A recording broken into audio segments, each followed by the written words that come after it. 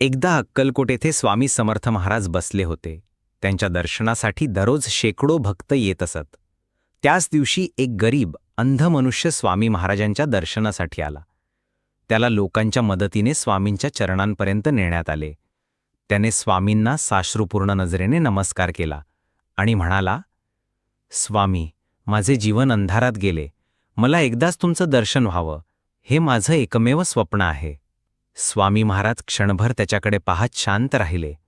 मग त्यांनी जवळचं थोडं गंध म्हणजेच चंदन घेतलं आणि त्या अंधाच्या डोळ्यांवर लावलं.